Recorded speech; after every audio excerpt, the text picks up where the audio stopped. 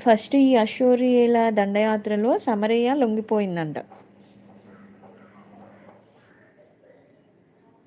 ఎందుకు ఇలా జరిగింది అంటే, ఇశ్రాయేలు ప్రజలు ఫస్ట్ దేవుడు హెచ్చరికలు చేసినా అవి లెక్క చేయకుండా ఉన్నప్పుడు ఈ అష్షూరియ దండయాత్ర చేసినప్పుడు సమరయ లొంగిపోయింది. అదేవిధంగా ఇశ్రాయేలు ప్రజలను వాళ్ళ ఇళ్లల్లో నుంచి చెరగా తీసుకెళ్ళిపోయారు. వాళ్ళను అష్షూరు సామ్రాజ్యం అంతటా చెదరగొట్టారు. ఈ విధంగా వాళ్ళు యూదాలోని తమ అన్నదమ్ముల నుంచి, అక్కచెల్లెల నుంచి శాశ్వతంగా దూరమైపోయారు కదా! అప్పుడు అష్షూరీయులు ఇశ్రాయేలు భూమి మీద స్థిర నివాసం ఏర్పరచడానికి విదేశీయుల్ని తీసుకొచ్చారు. ఇదంతా రెండవ రాజుల్లో రాసిన విధంగానే కదా